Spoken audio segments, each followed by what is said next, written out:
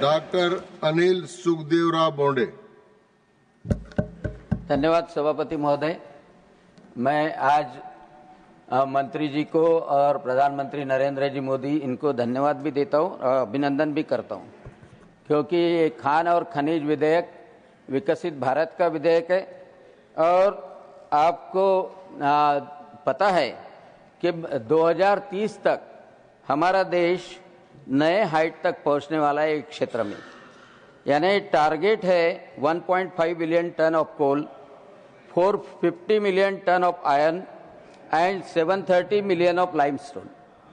Sir, ये तीन जो क्षेत्र है, फाइनेंशियल ईयर 2013 में भारत ने 152 million tonne of iron produce किया था 13-14 में, और 2024-25 में ये 90% से बढ़कर 291 मिलियन टन हो गया।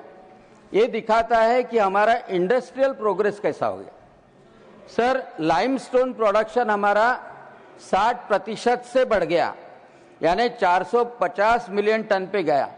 ये बताता है हमारा इंफ्रास्ट्रक्चर और कंस्ट्रक्शन सेक्टर कैसे बढ़ गया। सर, बॉक्साइट जो एल्यूमिनियम इंडस्ट्री का है वो 71% से बढ़ गया, 25 मिलियन टन से हो गया। ये बताता है कि हमारी मैन्युफैक्चरिंग कैपेबिलिटी कैसे बढ़ गई। और सबसे इंपॉर्टेंट कोल प्रोडक्शन ये 85% से बढ़ गया। ये बताता है कि प्रधानमंत्री नरेंद्र जी मोदी इनके नेतृत्व में हमारी इकोनॉमी और सिक्योरिटी कैसे बढ़ गई। सर, महत्वपूर्ण बात है, ये माइनिंग सेक्टर ऐसा है कि इसमें भ्रष्टाचार नहीं हुआ तो राष्ट्र की संपत्ति बढ़ती है, और इसमें भ्रष्टाचार हुआ तो चोरों की लुटेरों की संपत्ति बढ़ती है। 2014 के पहले 1,86,000 करोड़ रुपए का जो कोल स्कैम हुआ था, और उसके बाद में 2014 में लोगों ने प्रधानमंत्री नरेंद्र जी मोदी को प्रधानमंत्री बनाया, और 2015 में 1957 के रेगुलेशन बदल के फर्स्ट कम फर्स्ट नहीं तो नीलामी की प्रक्रिया से कोल का आवंटन शुरू किया। और कोल का आवंटन शुरू करने के बाद में 130 कोल के आवंटन हुए, और उसके वजह से राज्य का राजस्व भी बढ़ा, यानी चोरों के जेब में पैसा नहीं गया। क्योंकि इनका तो प्रॉब्लम ऐसा था, ना खाता ना बही, जो बोले चोर बोले वही सही, ऐसा जो यूपीए आज की इंडी उनका ये था। आज मैं इसके ऊपर इसलिए बोल रहा हूं कि मोदी जी के सरकार में रिफॉर्म्स भी हुए, इनोवेशन भी हुए और इंक्लूसिव ग्रोथ हुई। आज का जो बिल है स्पेशली एमएसएमई सेक्टर के लिए बहुत महत्वपूर्ण है, क्योंकि जब हमारा मिनरल प्रोडक्शन कम था, कम प्रोड्यूसर थे, वो प्राइस डिटरमाइन करते थे। जो एमएसएमई सेक्टर के लोग थे, ईटा भट्टी वाले, ईट बनाने वाले, स्पंज आयर यूनिट वाले, सिरेमिक या तो रिफ्रैक्टरी इंडस्ट्री वाले, टेक्सटाइल वाले, पेपर मिल वाले, उनको कोल सप्लाई मिलना बड़ा मुश्किल था। गवर्नमेंट ने कितना भी सपोर्ट किया तो भी कोल नहीं मिलता था। लेकिन अभी जो ये बिल में लाया गया है mineral exchange, that will change the situation. Efficient trading exchanges से माइनर को भी फायदा होगा और एंड यूजर को भी फायदा होगा, और प्राइस भी कंपटीशन के कारण डिटरमाइन कर सकेंगे। बजटिंग और प्लानिंग एमएसएमई का अच्छी तरह से हो सकेगा।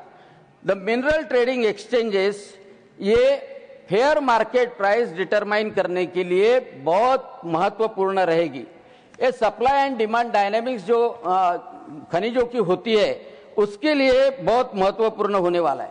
और उसके वजह से जब एमएसएमई सेक्टर को ये कोल का सप्लाई मिलेगा या मिनरल का सप्लाई मिलेगा, ऑब्वियसली उससे रेवेन्यू शेयर भी अच्छी तरह से बढ़ सकेगा। महत्वपूर्ण बात है कि एमएसएमई सेक्टर के माध्यम से रोजगार भी बढ़ता है, तो रोजगार बढ़ाने का काम भी इस माध्यम से अच्छी तरह से होने वाला है। अध्यक्ष महोदय, ये जो गैप थी ये एमएमडीआर एक्ट के वजह से, ये एक्ट मिनरल ट्रेडिंग एक्सचेंज के वजह से यह गैप भी भर के निकलने वाली है। क्या ये सेबी के अंडर आता है? नहीं, अभी तक ये सेबी के अंडर आता नहीं है, लेकिन सेबी जैसा ही MMDR एक्ट के माध्यम से एक रेगुलेशन मैकेनिज्म SCRA जैसा निर्माण हो सकता है और वह सेबी रेगुलेट उसको कर सकती है। यह रहा तो पूरा पारदर्शी क्षेत्र होगा, और पारदर्शी क्षेत्र होगा तो देश की संपत्ति भी बढ़ेगी, राज्य का राजस्व भी बढ़ेगा और एम्प्लॉयमेंट और लोकल इकोनॉमी यह भी बढ़ेगी। सबसे इंपॉर्टेंट बात है कि मुझे आज आश्चर्य हुआ कि जो यूपीए पहले बोलते थे, आज की एनडीए, वो यहां से भाग गए, यहां से पलायन करके गए, क्योंकि उनको मालूम था, हर एक जन याद करने वाला है कोल स्कैम का, और वो कोल स्कैम अभी जिंदगी में भारत में कभी होने वाला नहीं है, क्योंकि मोदी जी ने ट्रांसपेरेंसी सबसे महत्वपूर्ण फैक्टर रखा है। सिंधु का जल चोरने की अनुमति देने वाले वो लोग खुद कोयले की चोरी करते थे, और वैसा आज ये भारत में हो नहीं सकता, क्योंकि मोदी जी का नेतृत्व है। इसलिए मैं बिल का समर्थन करता हूं और अभिनंदन करता हूं। धन्यवाद। श्री